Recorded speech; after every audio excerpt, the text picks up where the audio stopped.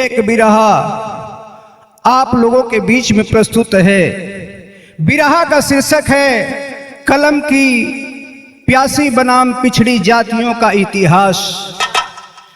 तो 4 लाइन भूमिका के अंदर कवि जी को भाव लिखना पड़ा मास्टर।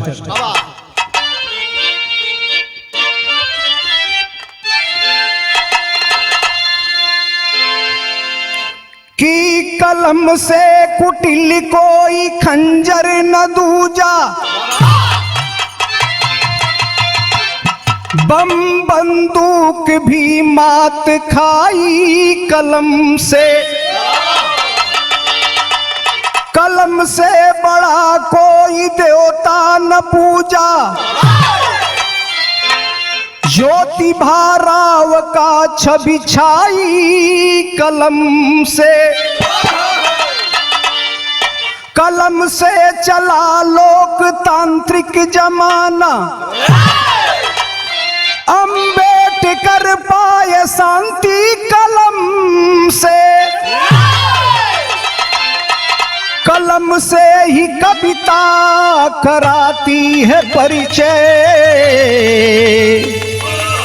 अशोक कवि करते हैं क्रांति कलम से।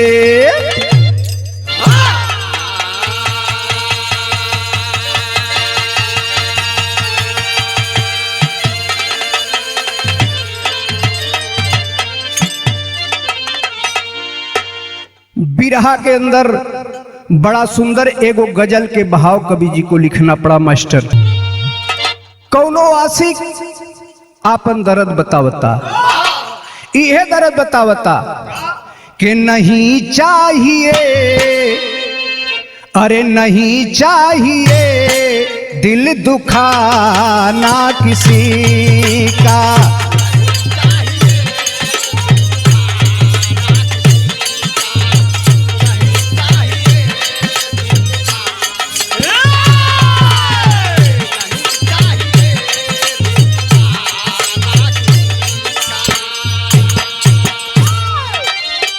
किसी को सताना, किसी को सताना नहीं चाहिए, नहीं चाहिए दिल दुखाना किसी का। क्या बात है भाइयों?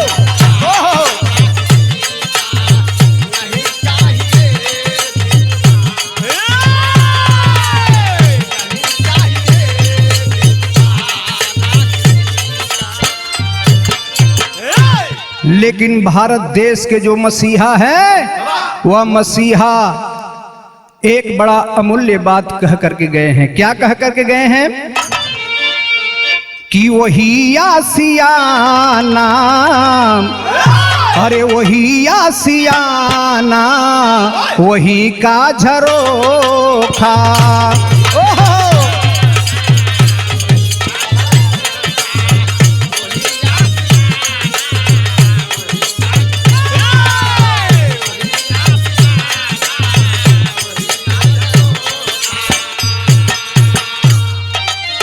मतभेद में लोग खाते हैं धोखा, वही आसियाना वही का झरोखा। क्या बात है?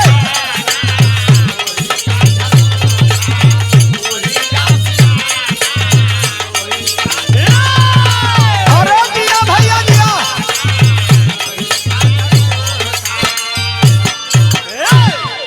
यही से कहानी की शुरुआत तो हो गई मास्टर।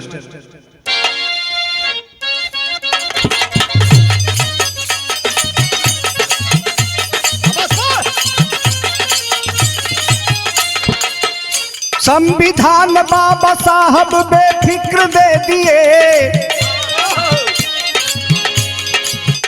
संविधान बाबा साहब बेफिक्र दे दिए, 85 को आरक्षण का जिक्र कर दिए।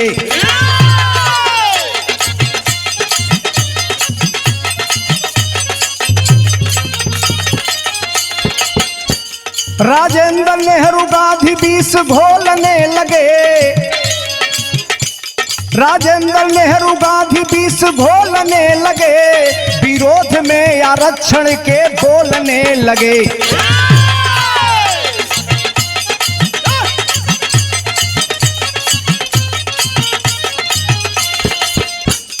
गांधी कहे अंबेडकर अलगाव कर दिए, साइमन कमीशन जांच बाबा गांव चल दिए।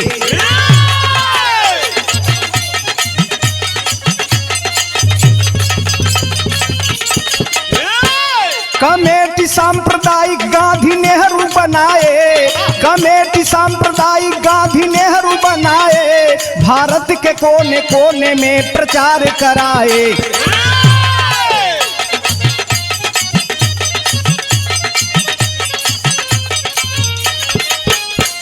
अंबेडकर आरक्षण का लेके बहाना, अंबेडकर आरक्षण का लेके बहाना, यदुवंशियों को चाहता चमार बनाना।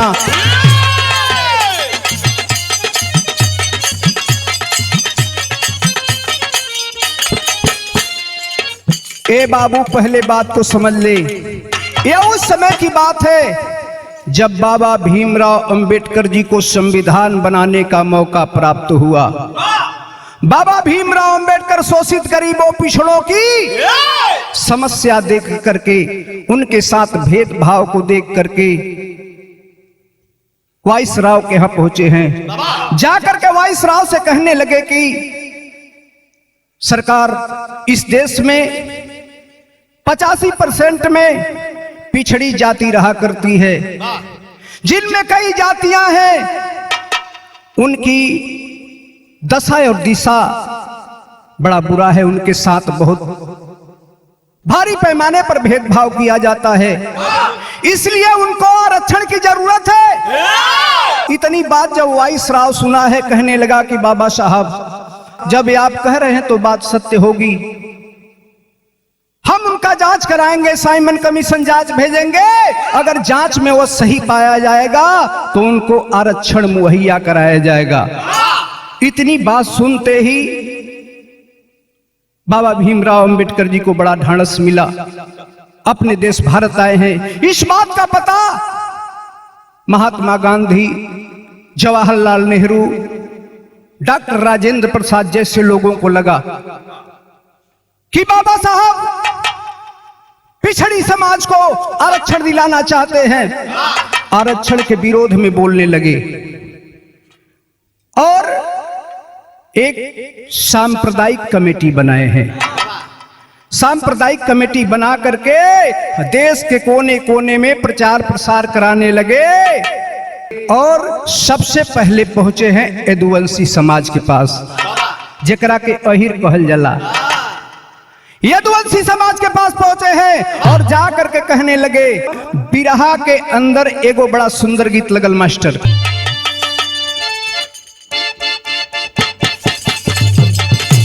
क्या बात है बा भाइयों,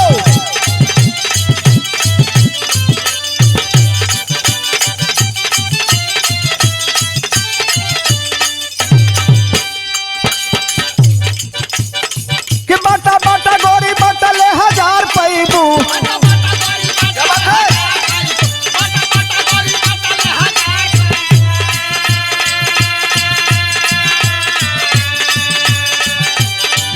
बाटा बाटा गोरी बाटा ले 1000 पैबू, नहीं बटा बूता, नहीं बटा बूता, हो नहीं बटा बूता, काये करे अचार नहीं बू।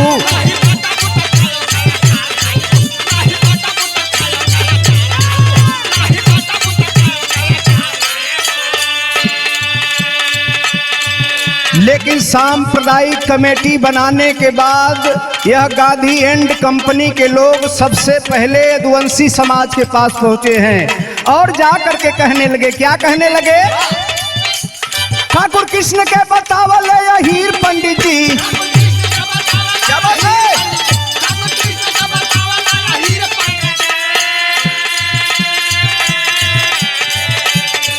ठाकुर कृष्ण के बतावल हीर पंडित जी, खानदान हुआ वो नहीं के वीर पंडित जी।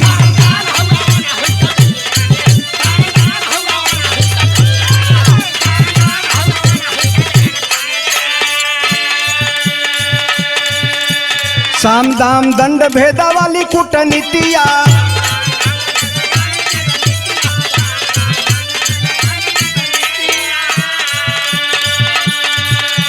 जांच में तू कैया हम हई बड़ जतिया,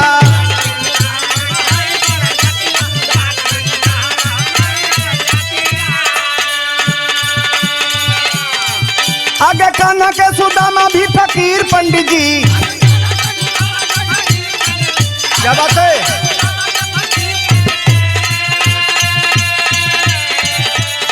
हाँ, आगे कान्हा के सुदामा भी फकीर पंडित जी। खानदान हुआ वो नहीं के वीर पंडित जी।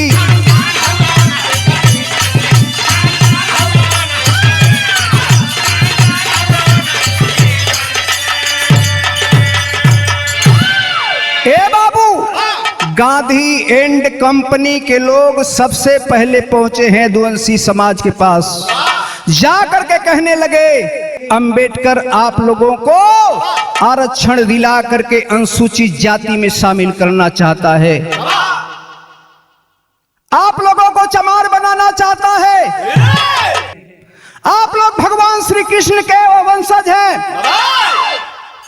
आप लोग राजा खानदान के हैं, आप लोगों को आरक्षण दिला करके वह चमार बनाना चाहता है, अनुसूचित जाति में शामिल करना चाहता है। इतनी बतिया जब सुनले हुन यदुवंशी समाज के लोग बाबूजी त मुछिया मुरेरे लगलन। ई अंबेडकर जी हमनी के आरक्षण दिला के अनुसूचित जाति में शामिल करे चाहत हुआ, ई बात ठीक ना हो आवेदा त कैले का हुन बिरहा के अंदर गीत लगल हो। कैसे?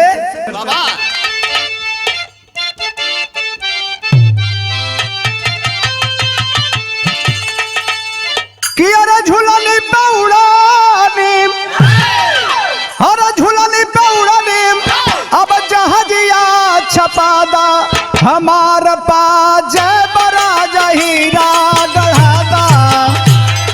क्या बात है?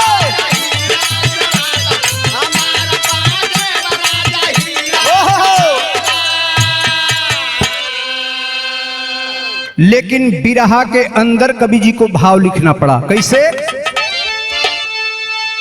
कि अरे जैसा चरावे लगैया कन्हैया, अहीर वैसा करते चरवैया। क्या बात है?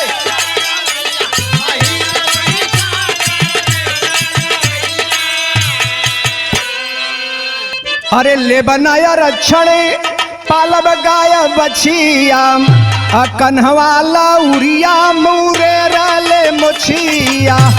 क्या बात है?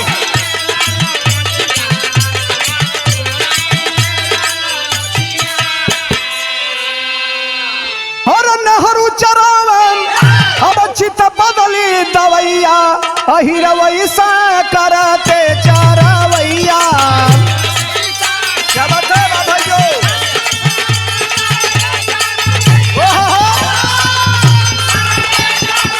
अरे दिया भैया दिया।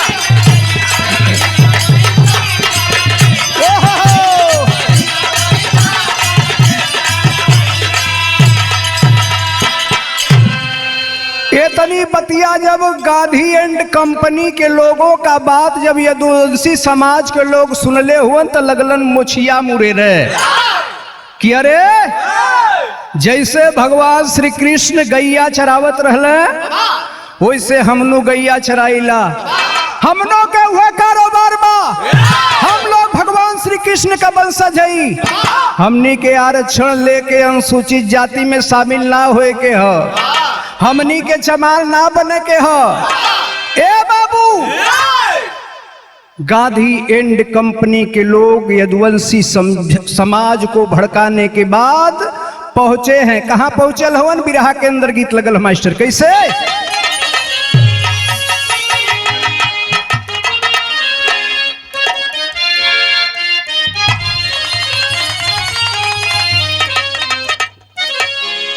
गेहुआ के बाल लगल सुगना, अरे गेहुआ के बाल लगल सुगना, बलम मोरा पूरी के तरह से।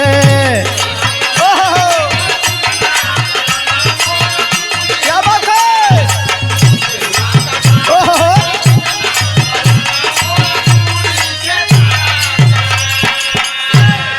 लेकिन गांधी एंड कंपनी के लोग मौर्य समाज के पास पहुंचे हैं, और जब मौर्य समाज के पास पहुंचे हैं तो जा करके कहने लगे, क्या कहने लगे?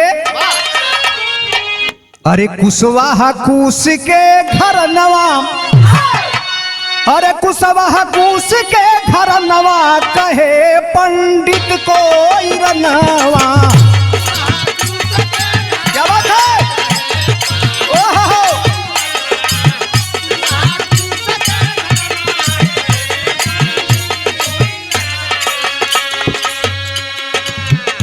कुशवाहा कहें भले सब्जी उगई बे, लेके या रक्षण चमार ना कही बे।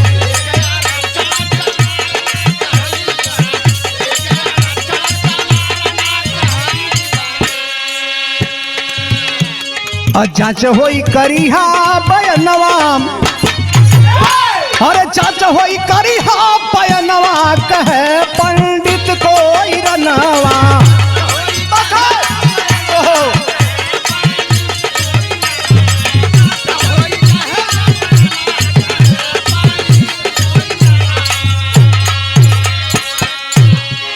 गांधी एंड कंपनी के लोग पहुंचे हैं कुशवाहा समाज के पास, जेकरा के कोयरी कहल जाला। पहुंचल हुन जाके कहले कि जानत हुआ अंबेडकर आप लोग के आरक्षण दिलाए के चमार बनावे चाहत हुवन, अनुसूचित जाति में शामिल करे चाहत हुवन।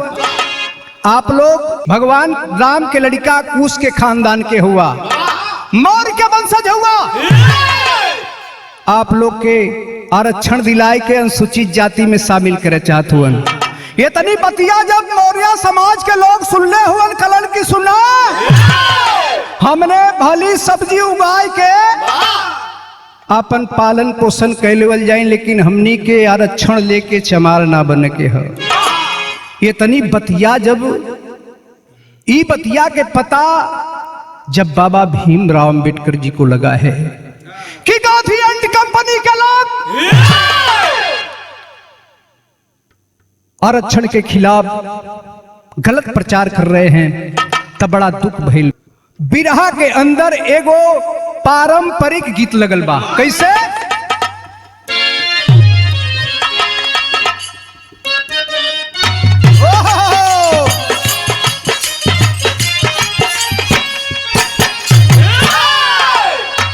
ई माई बहिन लोग बड़ा प्यार से गावेली जब मटमंगरा होला। अरे झाझर माड़ुआ जनिछा वही हाय बाबा हो, झाझर माड़ुआ जनिछा वही हाय बाबा हो, लागे किरनिया के जोत हो।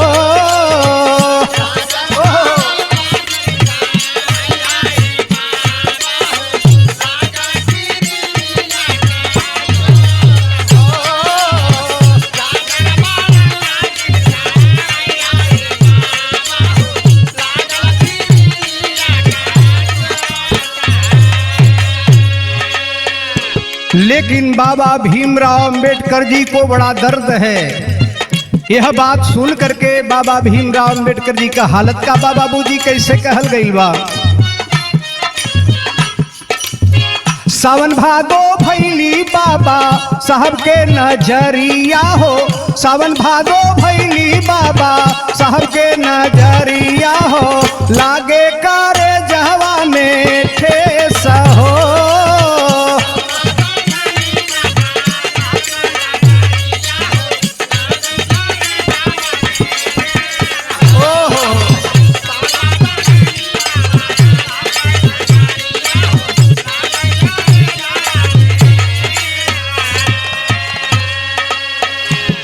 बाबा भीमराव अंबेडकर जी के आंखों में आंसू है। तुरंत पहुंचल हन पिछड़ी समाज के लोगों के पास और जाकर के उनके हक और अधिकार और आरक्षण के बारे में बताने लगे। क्या बताने लगे? तोहरो पूर्वजन के बा नावल वतनावा हो, तोहरो पूर्वजन के बा नावल वतनावा हो, तोहरो बनावल बाटे देश हो।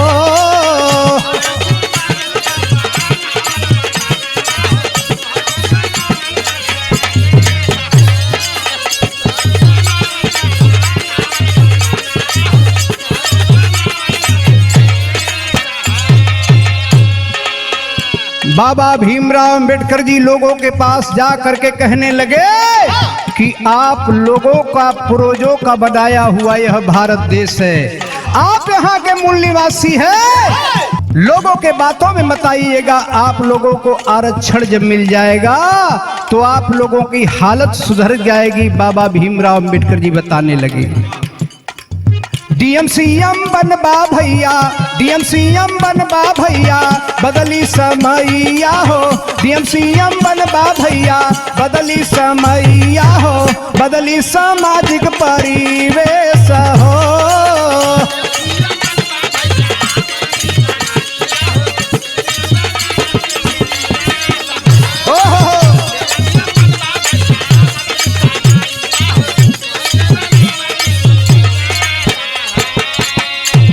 बाबा भीमराव अंबेडकर जी लोगों के बीच में जा करके बताने लगे कि जब आपको आरक्षण मिल जाएगा तो आप डीएम बनेंगे, सीएम बनेंगे, पीएम बनेंगे, इस देश का मुख्यमंत्री बनेंगे और अधिकारी कर्मचारी बनेंगे। आपका जो सामाजिक प्रवेश है यह बदल जाएगा, आप लोगों का उन्नति हो जाएगा। इसलिए गांधी एंड कंपनी के लोगों के बातों में बताइएगा। यह बाबा भीमराव अंबेडकर जी लोगों को समझा रहे हैं, लेकिन इधर गांधी एंड कंपनी के लोग पहुंचे हैं राजभर समाज के पास। तो बिरहा के अंदर टेरी में कवि जी को भाव लिखना कबड़ा मास्टर।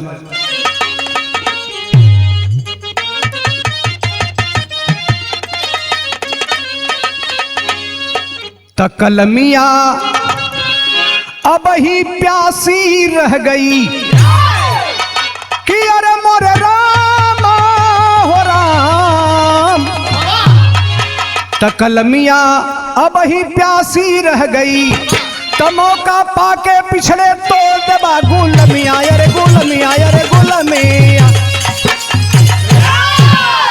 बताने लगे बाबा भीमराव अंबेडकर जी की ऐसा जो समय है वह बार बार नहीं आता, इसलिए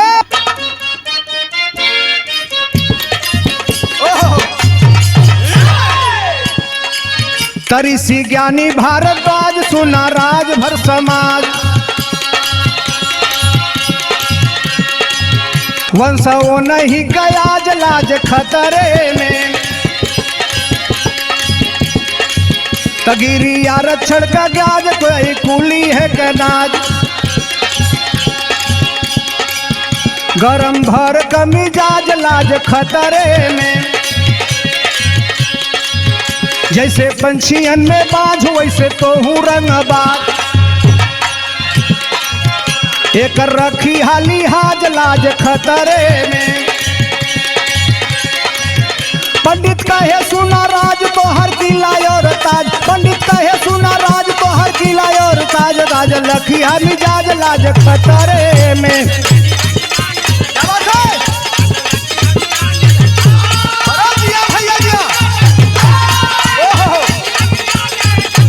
क्या बात है?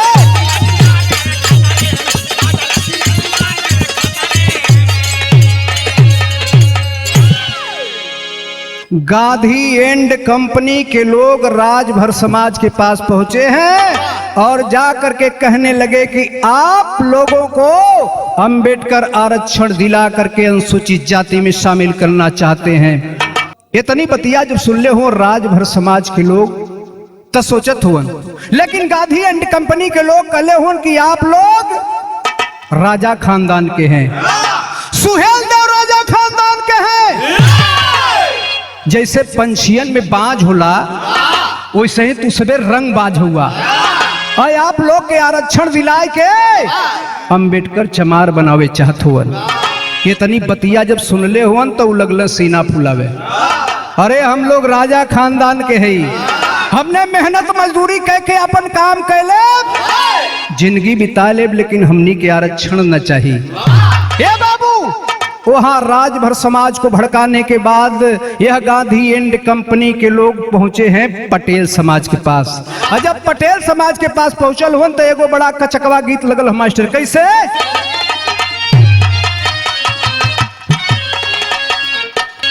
यह गीतिया बा कि हम प्रीतिया, अरे हम प्रीतिया कि हम प्रीतिया के रीतियो न जनली के जिंदगी जवाल हो गई।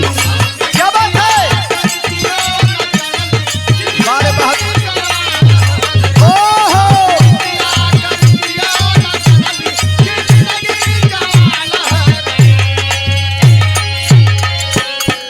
लेकिन जा करके कहने लगे, क्या कहने लगे कि कैसे बनबे, हाँ कैसे बनबे, तो कैसे बनबे चमार वाली छतिया पटेल परिवार से कहे।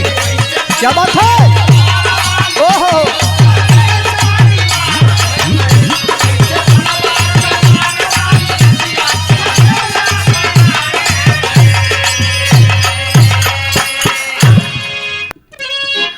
तब पूर्वज तोहार शिवाजी महाराजा, अरे जेकर इतिहास हवे दुनिया में ताजा।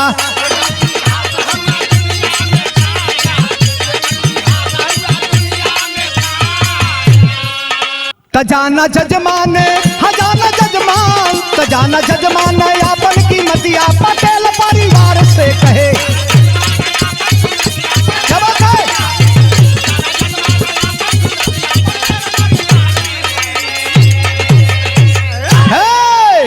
गांधी एंड कंपनी के लोग कहने लगे कि अंबेडकर आप लोगों को आरक्षण दिला करके चमार बनाना चाहते हैं, क्योंकि आप लोग एक राजा खानदान के हैं।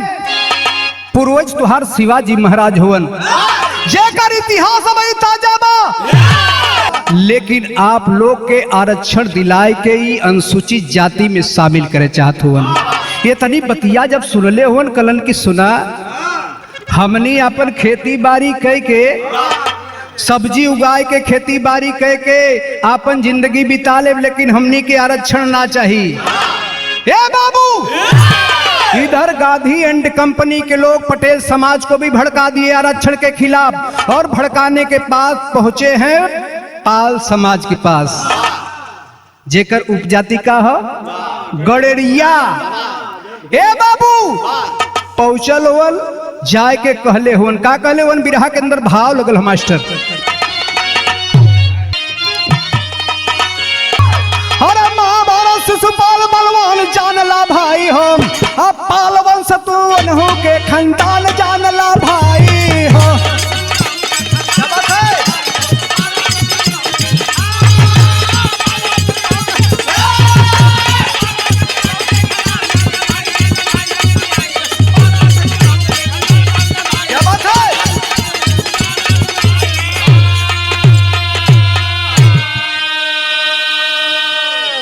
अरे भले पाल लिया भैया भेड़िया बकरिया हो, अब बड़ा हवा दुनिया में जात का गड़रिया हो।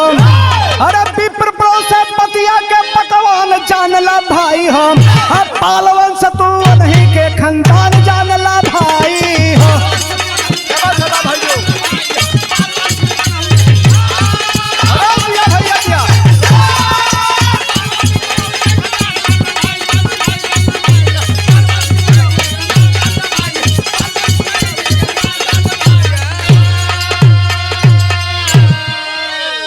गांधी एंड कंपनी को लोग पहुंचे हैं पाल समाज के पास, जाकर के कहने लगे कि अंबेडकर आप लोगों को आरक्षण दिला करके अनुसूचित जाति में शामिल करना चाहते हैं।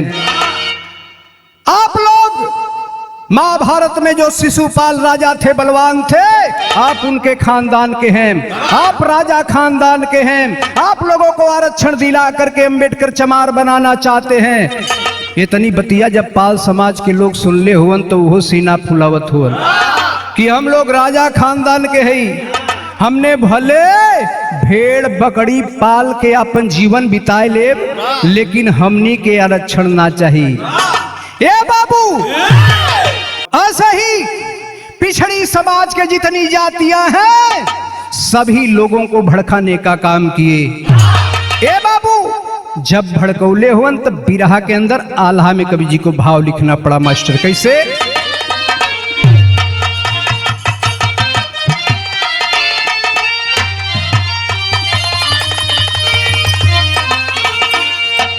कि राजा महाराजा ज्ञानी अरे ध्यान दुनिया में बाबू,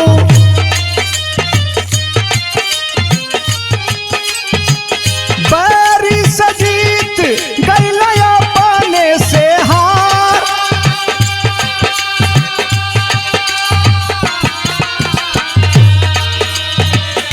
साइमन कमीशन जांच करे कमेटिया बाबू,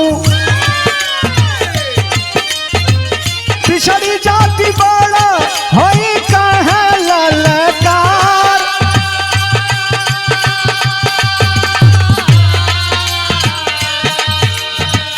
आरक्षण से वंचित होई गइल पिछड़ी जतिया बाबू, बात संविधान में सुरक्षित अधिकार।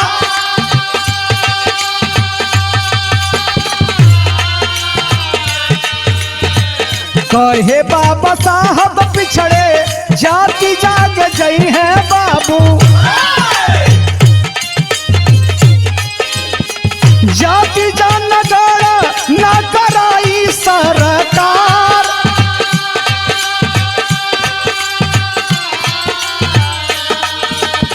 साठ % अपन पैहा हिस्से दरिया बाबू,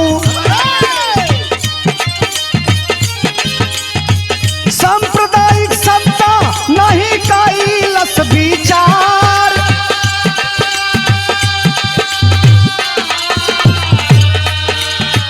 जाति जनगणना होई जाई जौन दिनवा बाबू,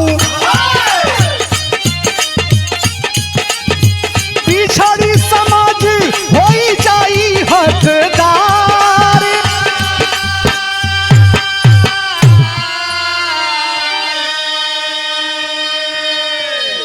ए बाबू, गांधी एंड कंपनी के लोग तमाम पिछड़ी जातियों को आरक्षण के खिलाफ भड़का दिए। जब साइमन कमीशन जांच आया है तो लोग कहने लगे कि हमें आरक्षण नहीं चाहिए, हम राजा खानदान के हैं, हमें कोई कमी नहीं है। इतनी बात जब साइमन कमीशन जांच सुना है बाबूजी तो हल लौट गया, आरक्षण से वंचित हो गया या पिछड़ी समाज। जब आरक्षण से वंचित भल हुवन, उसके बाद भी संविधान बनाते समय बाबा भीमराव अंबेडकर जी संविधान सूची में आरक्षण को सुरक्षित कर दिए कि जब ये जागृत होंगे, जब ये अपना हक अधिकार लेना चाहेंगे, अपना आरक्षण लेना चाहेंगे तो अपना आरक्षण ले सकते हैं। ए बाबू, लेकिन समय बीतता गया, तमाम सांप्रदायिक सत्ता शासन हुआ, आरक्षण पर कोई विचार नहीं किया। जिस दिन जाति जनगणना हो जाएगा उस दिन 60% जो आरक्षण है पिछड़ी समाज का उन्हें मिल जाएगा। सभी लोगों के साथ भेदभाव किया जाता है। उसी के ऊपर कवि जी को आखिरी में भाव लिखना पड़ा, कैसे?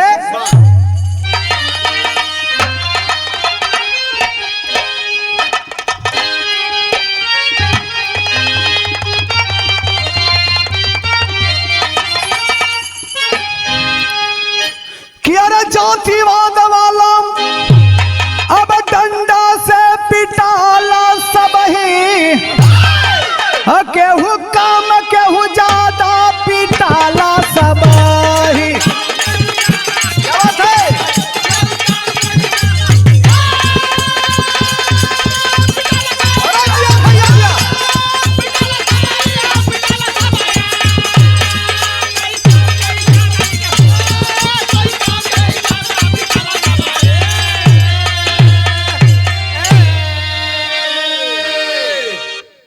कैसा डंडा मुसहर भैया, अब 50 चमार पाव हो, अब 25 पिछड़े पाके धीरज, अब चमार के धराव हो। क्यों जब तक फूट रहीम सत्ता न हाथ में रहीम, तो केहू काम केहू ज्यादा पिटाला सब ही।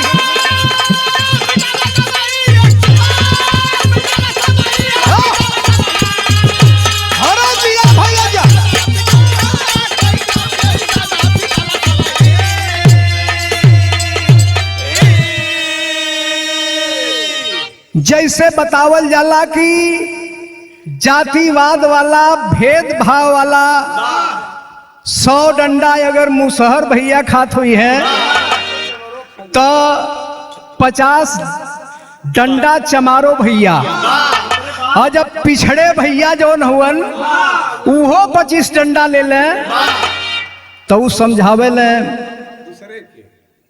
हाँ दूसरे के समझाओ ले कि रे भैया का करबा, जेकर लाठी वही के भैंस, तो जेकर सरकार बा बर्दाश्त करे के बा, का करबा अपने में एकता नहीं बा जब तो सब सहे के बा।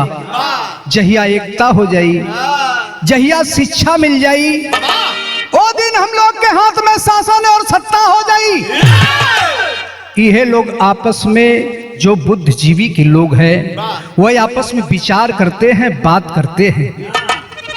तो यह हमरे बिरहा का आखिरी भाव रहल, लेकिन गुरु घराने का परिचय देते हुए कवि जी को लिखना पड़ा का के गुरु बिहारी गुरु गणेश कवि केशव स्वर्ग के वासी।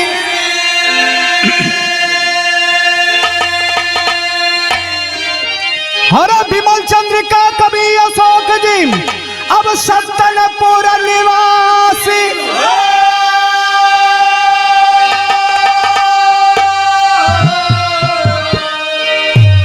तो कलमिया अब ही प्यासी रह गई,